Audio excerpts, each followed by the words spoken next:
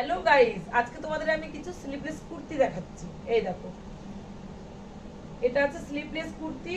তোমার এটা কলার দেওয়া আছে, সামনে একটু চেরা আছে। কালারগুলো তোমাদের, এটার কালার তিনটে কালার তোমরা পেয়ে যাবে। তিনটে কালারই দেখিয়ে দিচ্ছি তোমাদের।